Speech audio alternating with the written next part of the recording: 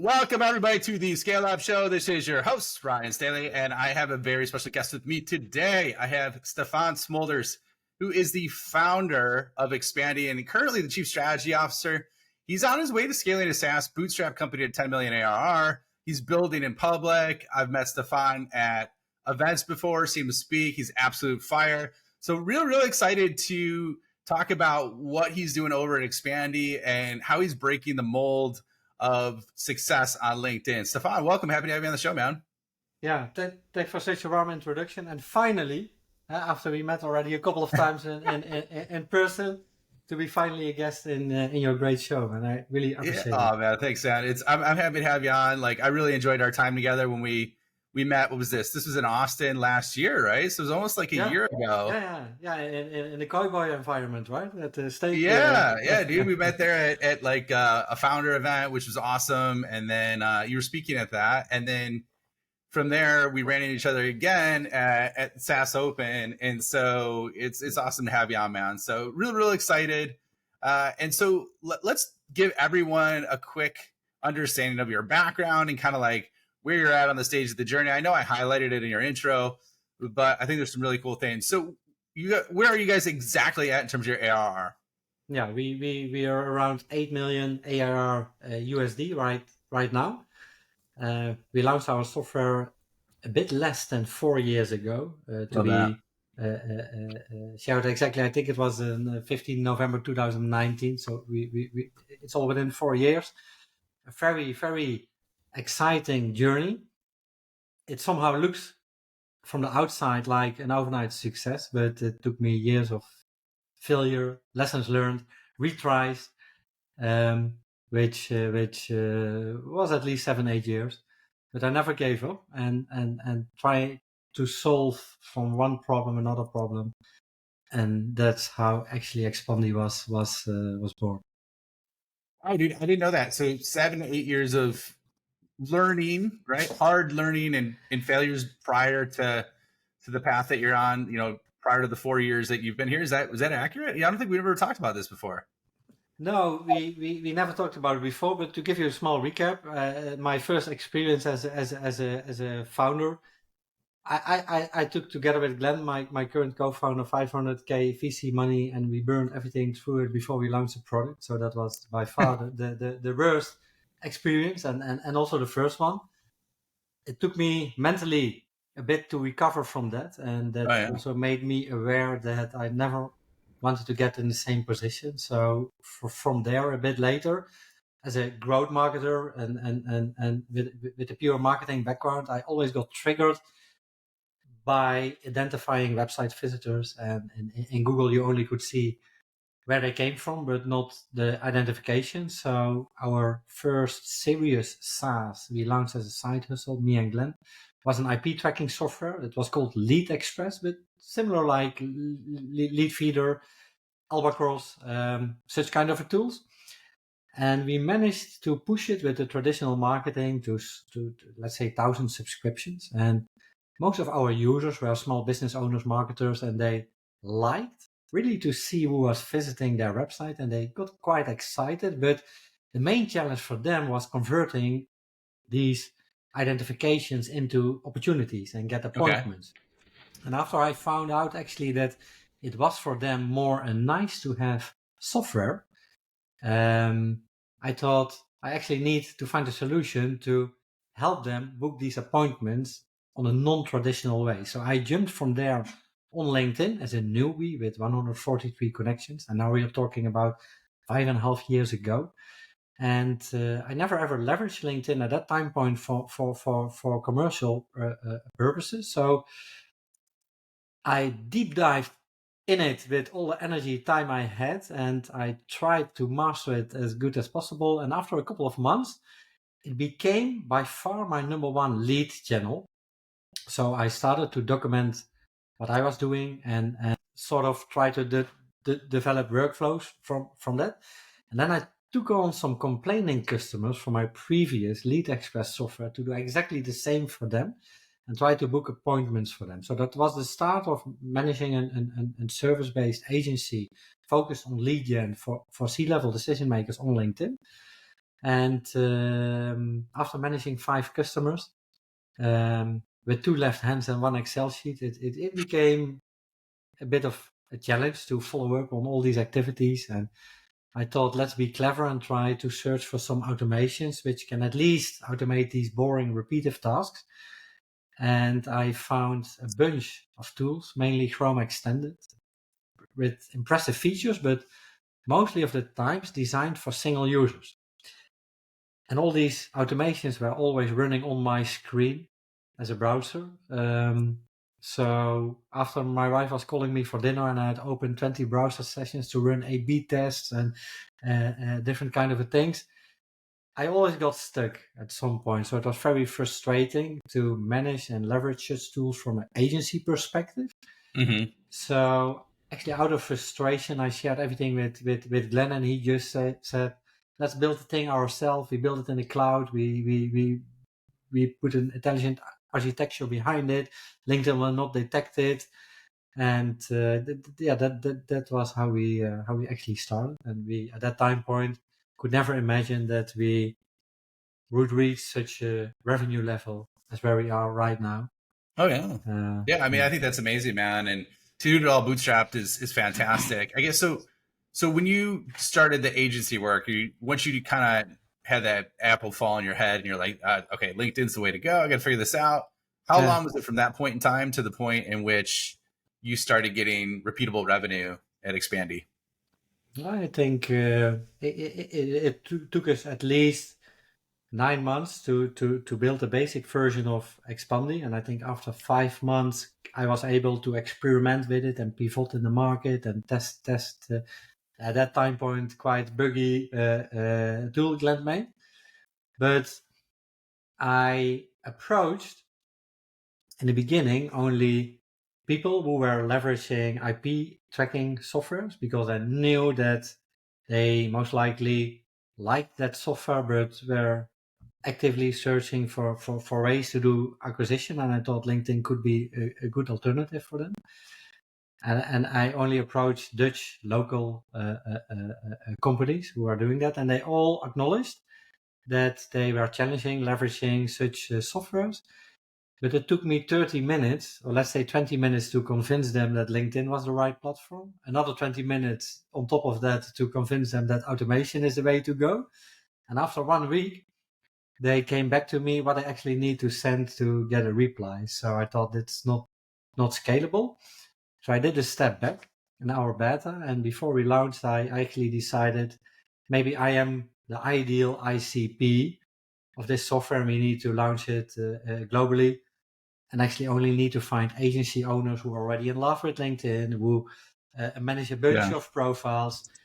And that's the direction we started to go from there. But the time spent between the agency activities I started on LinkedIn up until the moment that we launched Expandi, I think it's around 2 years. Yeah. That's fantastic, man. So, and one of the things too, like, can you give us, because we kind of skipped over this part. Usually I have you explain kind of like in 2 or 3 sentences exactly what your solution does and the outcome it creates. So can you just give you, the listener, some context on that? Yeah, we started launching Expandi with the main focus on automating your LinkedIn lead gen activities, and on top of that, the searching part. So our tool enables you to scrape people from LinkedIn and to leverage them in automated follow-up campaigns in different varieties.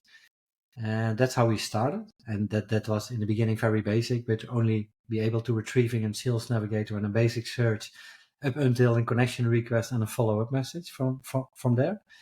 And now it's that advanced that you can design, for example, hundreds of different scenarios, retrieve people from out of the box ways. Let's say scrape events, scrape anyone's post on LinkedIn, retrieve poll results based on answers.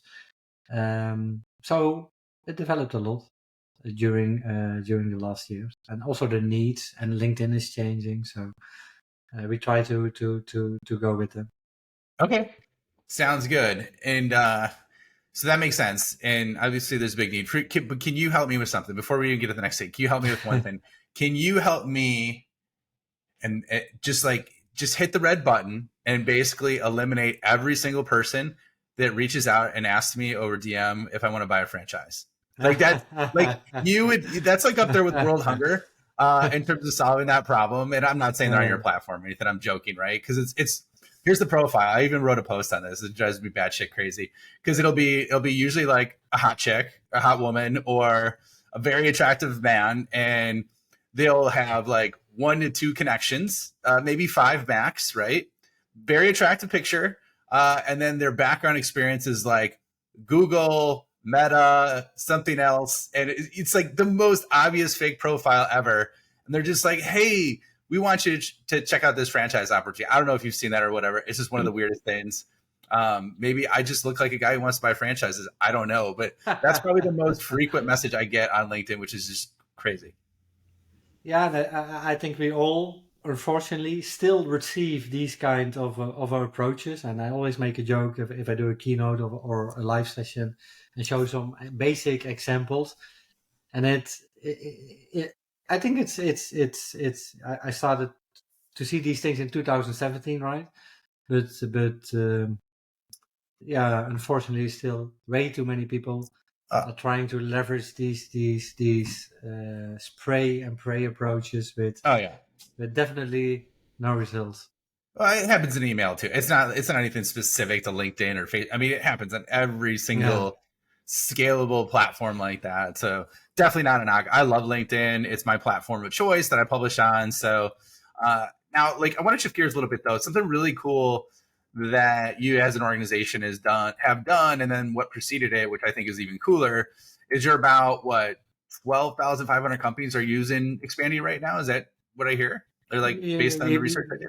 Yeah, we have a bit more now, 16,000 active profiles who are leveraging our software. That's amazing. Okay, so you got 16,000 active profiles. And then now this is the part that I was blown away by. And you mentioned this before. And so I wanted to give you props on this because, like, one of the things that when we spoke and when I met you the first time, you mentioned about how many demos you did in the first 3 months. How many demos did you do in the first 3 months when you first started? A bit more than 700. 700. Okay. Yeah. So that's freaking wild, right? So walk us through that story, that journey, because I love, and I'm a psycho when it comes to intensity. Like when I go after something, I go all in, right? So I love the fact that, and when I say like you were a psycho, like I mean that in a complimentary way, right? Because like it takes a certain level of person dedication and just determination to knock out 700 demos in 3 months, just to schedule them, right? And then to do them all too. So walk us through that journey, exactly what happened and like how you did that, man. Because I love the fact that you just made shit happen with that. Maybe the most funny thing to start with is that my English was at such a worse level that if I rewatch one of these demos, it was horrible. Would you need a translator or something? Basically, it was like broken. Yeah, I was using the wrong words and I meant something else, but I think it was my grinding and hustling and enthusiasm and these kind of things which brought me through it. But yeah, as an early stage startup, bootstrapped with not that much money available to hire great people, we did a lot of things ourselves and we pivoted. On top of that, we launched our tool globally in different continents, also with different time zones. So yeah, I was working around 16, 17 hours a day and mainly running demos. So it was an insane time, at least for 3, 4, 5 months that I was doing that. It brought us a lot because it really helped me to understand in these days what are the real pains from these audiences. Is it really a lack of features? Is it did we do the right things? Why are they already considering us with established names in this particular niche? So the greatest learnings I got from it was that it really helped me to develop our future marketing strategy. And then I found out it's kind of a sort of a great niche. And it's not always about features and these things in a building mode. And I found out that it was especially for these other agency owners that they really resonates with my story as a previous agency owner on LinkedIn. I did exactly the same as them. I faced the same challenges. So that was a huge plus to get them into the Expandi story. And on top of that, it was mainly the personal contact what made the difference. Oh, the founder of this tool, he's able to provide me a demo to share his thoughts, the future of LinkedIn, why they are different. And that was a huge differentiator, especially at that time from all the other tools out there, as everybody was hiding themselves for LinkedIn, maybe somehow scared that Bill Gates should come one day and spank and crack down all of these tools. And I thought, if you really want to catch us, or if you want to do that, you will find me anyway. If I hide myself, it makes no difference. So I always tried to put myself as a frontier into everything we did with Expandi. And also in the beginning, it really helped to build the relationships and the trust, and that we are reliable and a real company, and try to manage it like that way. But it took definitely some huge efforts to maintain that for 4 months. Yeah. Wow. I mean, that's crazy. So a couple of follow-ups on that, which I love the fact that your story, right? That you integrated that in there, and that you gave people a way to connect with you that way. Is that what you started like? So once it took hold, right? Or once you started to see some traction, did you lead with that at the beginning? It's like, hey, this is why I'm doing it. This is exactly why I'm doing it.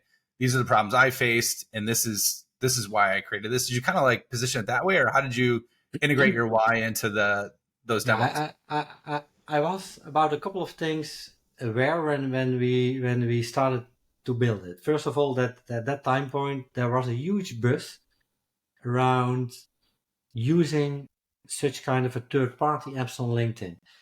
On the left side, anyone and everyone wanted to leverage such tools, but on the right side, they were also a bit of a scared in terms of a safety. Will my profile get restricted? Will it get flagged? Will I lose my profile? Due to the fact that one of our previous competitors, they got in problems with LinkedIn. And in reality, maybe a handful of people lost their LinkedIn profiles. And the buzz was so huge that it looked like at that time point that maybe hundreds of thousands of people were losing their profiles by leveraging such tools. So I only took advantage of this opportunity, and I pronounced before we launched Expandi as world's safest tool out there.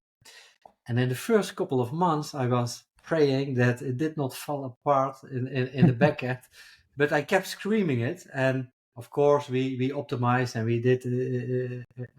My colleagues did a great job to build an intelligent architecture and with all these dedicated IPs. But I think that combined with me jumping in calls, be available, show my face, was a huge success factor and a differentiator for ourselves. The second thing was that all these great tools, they were only pronouncing with headlines on their websites, use our tool, you will 10x your results, you will 10x this, you will 10x that. And I thought, we actually need to educate people on how, on the practical side, how to get these 10x results. So we started to leverage our own tool, designing out-of-the-box strategies. And the best performing ones, we took them apart.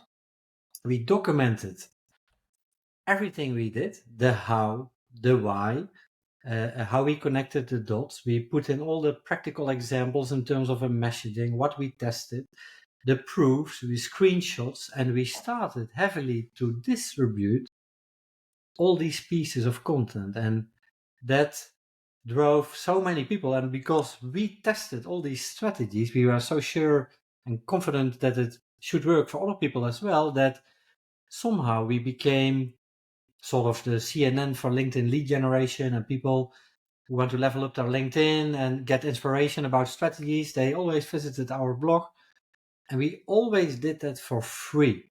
We provided so much value, and people improved on LinkedIn. And that started to create an audience and gain trust. And so these things combined were definitely made a huge impact on our success.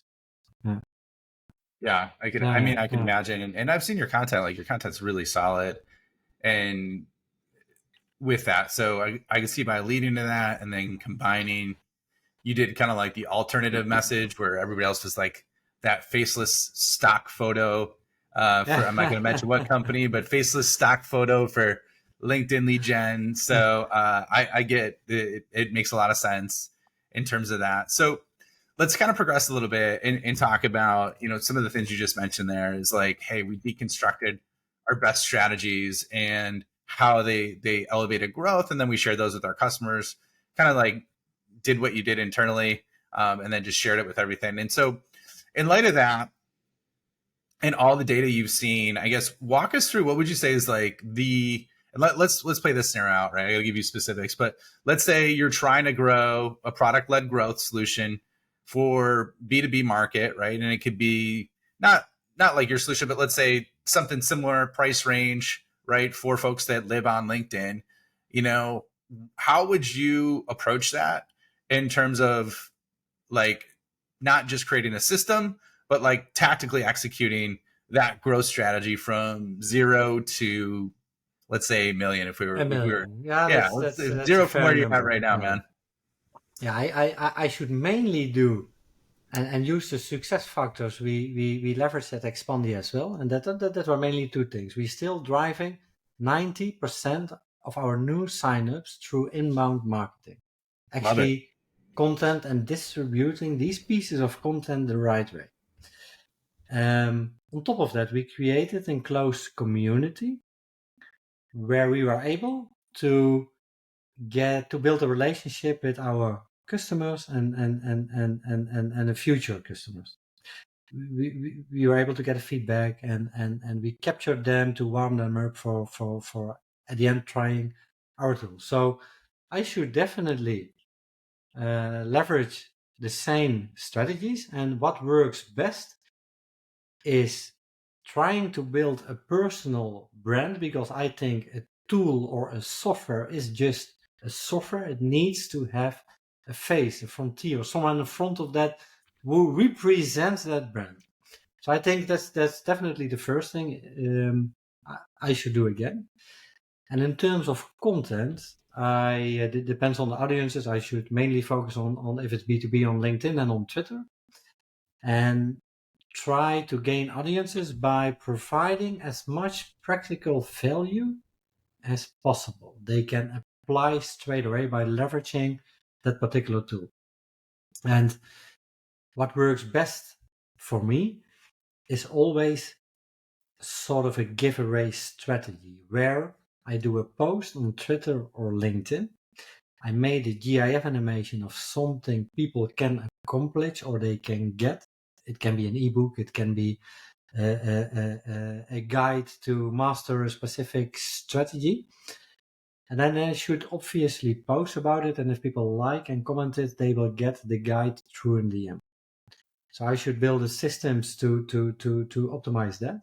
And on average, after some time, you will definitely get a 150K views on each platforms.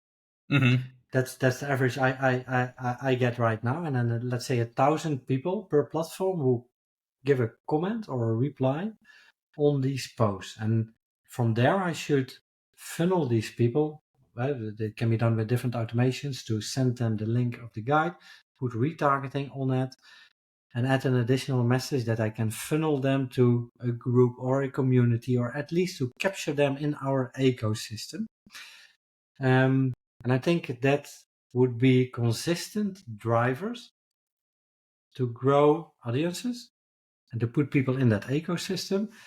And if you really understand what's the pain points of the people you want to reach, you can easily host live sessions, or let's say a webinar sessions on LinkedIn, and push these ones to at least 1,000 attendees. And if you organize an event, a webinar on LinkedIn from a company page, it will automatically opt-in everybody who's coming to your event, which you can leverage afterwards. You can export that CSV file. You can do a retargeting on it. You can leverage for email outreach, for LinkedIn.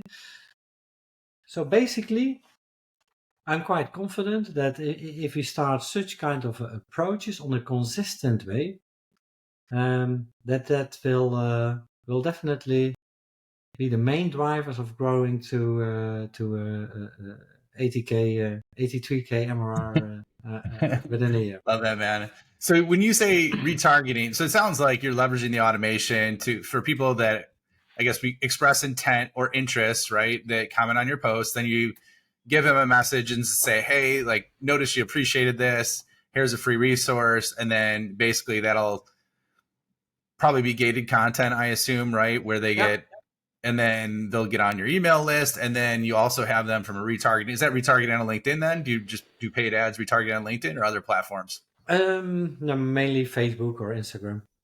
Oh, Facebook or what's the other one? Yeah, Facebook retargeting, and then you can do it combined with Instagram based on the email addresses. And Okay. you can, so really, that surprises me. How come you don't do it on LinkedIn since that's where they reside? Why Facebook?